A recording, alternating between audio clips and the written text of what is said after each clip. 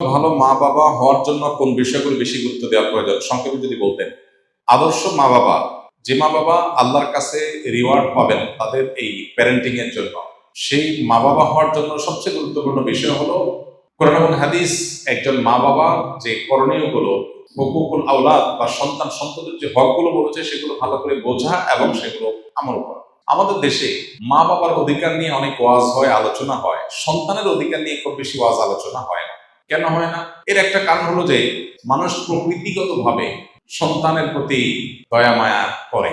মা বাবার প্রতি মানুষের প্রকৃতিগত দায়িত্বশীলতা যতটা অনুভব হয়, মা বাবা সবসময় সন্তানদের খুশি করার জন্য, তাদের ভালোর জন্য চেষ্টাটা তুলনামূলক তার চেয়ে বেশি করে, অর্থাৎ প্রকৃতিগতভাবে হয়। এই জন্য ওয়াজটা কম হয়। কিন্তু এটার কারণে যেটা হয়েছে, অনেক মা বাবা সন্তানের প্রতি কর্তব্যগুলো তারা বুঝেন না। কিয়ামতের ময়দানে কিন্তু এই কর্তব্য আদায় না করার কারণে আল্লাহর কাছে জবাবদিহিতার মুখোমুখি হতে হবে। এই জন্য আপনি মা বাবা হয়েছেন দেখে শুধু তাদের কাছ থেকে আপনার পাওনা আছে, আপনার কোনো কর্তব্য নেই এমনটি মনে করার কোনো কারণ নেই।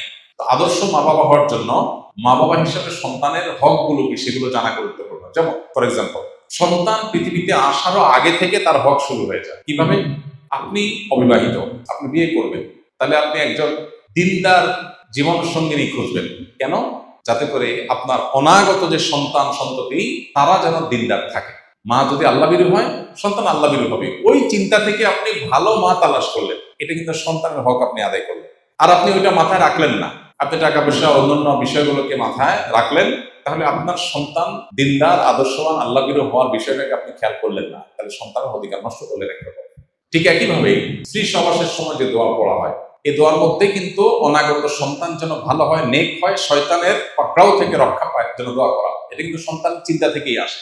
সন্তান জন্ম নেওয়ার পর তার জন্য ডান কানে আজান, বাম কানে ইকামতের যে আমল মুস্তাহাব আছে, এর পাশাপাশি তার জন্য দোয়া আছে, ওয়াইযুকা বিকালিমাতিল্লাহি তাম্মা মিন শাররি কুল্লি শাইতানিন ওয়া হাম্মিন কুল্লি আইনিন লাম্মা, শয়তান থেকে পানা চাওয়া দোয়া। সন্তানের অধিকার, তাকে ভালো রাখার চেষ্টা, সন্তানের একটা সুন্দর অর্থবহ নাম নির্বাচন করা, এটাও তাকে ভালো মানুষ হওয়ার প্রত্যাশা থেকে রাখা। সেই সাথে সন্তানকে শুরুতে দিন দেওয়া, আল্লাহর সাথে পরিচয় করানো, আখিরাতমুখী করা, তার মধ্যে ঈমান বিল্ড করা, তৈরি করা, এর পাশাপাশি তার ভরণ পোষণ আদার সব বিষয় দেখা। আমরা সন্তানের অধিকার বলতে বুঝি তাদের শার্ট প্যান্ট দেওয়া, তাদের ভরণ পোষণ দেওয়া, এটা তাদের অধিকার বটেই। এটার বাইরে আরো অনেক কর্তব্য আছে। এর মধ্যে একটা গুরুত্বপূর্ণ বিষয় হলো সন্তানদের মধ্যে ইনসাফ করা, বৈষম্য না করা। যখন কিছু দিবেন সবাইকে সমান হারে দিবেন। তো সন্তানের প্রতি এই সমস্ত কর্তব্যগুলো যদি আপনি জানেন এবং কর্তব্য সচেতন হন, ইনশাআল্লাহ আপনি আল্লাহর খাতায়, আল্লাহ রাসূলের দৃষ্টিতে আপনি আদর্শ বাবা এবং মা হতে পারবেন। আল্লাহ আমাদেরকে তৌফিক দান করুন। একজন সাধারণ মানুষ হিসেবে আমি কিভাবে অনুভব করতে পারি যে আল্লাহ আমার সাথে আছেন এবং তার উপস্থিতি প্রতি মুহূর্তে অনুভব করার আমল বা চিন্তা কি হতে পারে? এটা হলো তাকওয়ার সর্বোচ্চ লেভেল ভাই। ইহসান বলা হয় যেটাকে, আনতা আবুদাল্লাহ কান্নাকা তারা, আল্লাহকে দেখছেন এই অনুভব নিয়ে ইবাদত করতে পারা, এটা হলো ইসলাম, ঈমান, এরপরে ইহসান। সর্বোচ্চ লেভেলের আপার ক্লাসের মুসলমান হওয়ার মাধ্যমে এটা হতে পারে। এটা কিভাবে হবে? আপনি যত বেশি তাকওয়া চর্চা করবেন, কোনো গুনাহের সাথে সংশ্লেষ করবেন না, দ্বীনের মধ্যে যত বেশি আসতে পারবেন তত বেশি আপনার মধ্যে ইহসান আসবে, আল্লাহর প্রতি মনোযোগিতা বাড়বে ইনশাআল্লাহ। স্কিলে অবস্থান করার সময় আমরা একটি সুন্দর পরিবেশে ইবাদতের জন্য চাপে থাকলে একসময় ভালো ইবাদতের জন্য মন বসত, কিন্তু এখন আমার ঠিকমতো ইবাদতের জন্য মন বসে না। তাই আমাদের কি সাপ্তাহিক আমলের রুটিন, স্কিলে অবস্থানরত শিক্ষকরা যেভাবে আমল করেন, আমাদের কি এর আওতায় আনা যায় কিনা অনলাইনে, এতে করে আমাদের আমলের প্রতি যত্ন হওয়া যাবে। মাশাআল্লাহ, খুবই দরকারি একটা প্রশ্ন করেছেন। আমাদের অ্যালামনাই কোনো একজন ভাই যিনি আগে স্কিলে প্রশিক্ষণ নিয়েছেন, এখন কর্মজীবনে আছেন, কোথাও চাকরি বাকরি করেন, তার হালত বলেছেন তিনি যে এখানে একটা পরিবেশের মধ্যে থেকে আমল করা সহজ হয়, অন্য জায়গায় গেলে সেটা কর্মজীবনে সেটা হয় না। এটা মানুষের প্রকৃতি। মানুষ যখন অনুকূল পরিবেশে থাকে তখন আমল করতে পারে, প্রতিকূল পরিবেশে গেলে সেই সুযোগটা হয় না।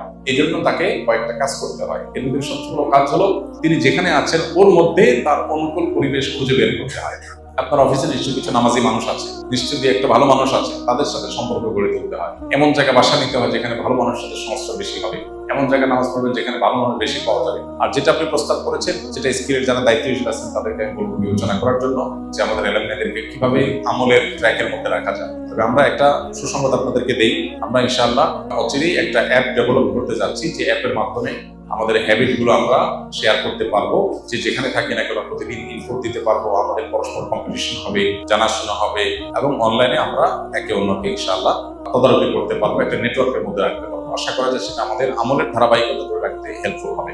এবং এছাড়া এখানে মসজিদে যেহেতু আমরা জমা শুরু করেছি, যাদের সুযোগ আছে এখানে জমা করলেন, জমা পরবর্তী প্রোগ্রামে শরীর হলেন, এবং পরবর্তীতে আমরা এখানে রাত্রি যাপনের জন্য ব্যবস্থা রাখবো ইনশাআল্লাহ। যে সব বিচারী রাত্রি যাপন হবে, রাত্রি যাপন হলে তখন আমরা রাত পরে ইবাদতের সুযোগ পাবো ইনশাআল্লাহ। জেনারেল পড়ুয়া ছাত্রদের ক্ষেত্রে ক্যারিয়ার ও দিনের ভারসাম্য কিভাবে বজায় রাখা যায়? জেনারেল পড়ুয়া ছাত্র ভাইয়েরা তাদের ক্যারিয়ার এবং দিনদারিতা এটার মধ্যে ভারসাম্য রাখার জন্য তার আগে প্রায়োরিটিটা বোঝা দরকার। তার জন্য আখেরাতটা গুরুত্বপূর্ণ নাকি দুনিয়াটা গুরুত্বপূর্ণ? নিশ্চয়ই একজন ইমানদারের কাছে আখেরাত গুরুত্বপূর্ণ। সেক্ষেত্রে পরিপূর্ণভাবে যদি তার ঈমান তিনি রপ্ত করে ফেলতে পারেন, ঈমান যদি তার কাছে স্পষ্ট হয়ে যায়, তাহলে ইনশাআল্লাহ বিদিনিল্লাহ তার জন্য এই ডিসিশন মেক করা সহজ হবে যে আমার ক্যারিয়ার এবং দিন দুইটার একটাকে রাখতে হলে আমি কোনটা রাখবো। একজন ইমানদার অবশ্যই তার দিন রাখবে, ক্যারিয়ার চলে গেলে হবে। তো এই যে প্রায়োরিটি বোঝা, কোনটাকে আমরা বেশি গুরুত্ব দিব, এটা আমাদের ম্যাক্সিমাম মুসলমানদের মধ্যে দেখা যায় যে এটার ঘাটতি আছে। এটার ঘাটতি দূর করার জন্য আমাদের দিনটাকে নতুনভাবে বোঝা দরকার। স্কিলে যে দাওয়াতি কাজ হয় সেটার একটা বড় উদ্দেশ্য হলো এটা, শুধু কিছু সূরা মুখস্থ করানো, সহি করা আর গদবাদা কিছু জিনিস মুখস্থ করার উদ্দেশ্য না। ভেতর থেকে আমাদের এই ফিলটা হওয়া যে আমি দুনিয়াতে অল্প কিছুদিন থাকবো, অনন্তকাল আমাকে আখেরাতে থাকতে হবে, সো সেটা আমার মূল প্রায়োরিটি। এটা রেখে আমার বাকিটা হবে আলহামদুলিল্লাহ, না হলে আমি স্যাক্রিফাইস করবো ইনশাআল্লাহ। এটার জন্য দিন বোঝাটা গুরুত্বপূর্ণ, ঈমানটা বোঝা গুরুত্বপূর্ণ। সেটা যদি আপনি বুঝতে পারেন ইনশাআল্লাহ বিদিনিল্লাহ আপনাদের সিদ্ধান্ত নেওয়াটা সহজ হবে।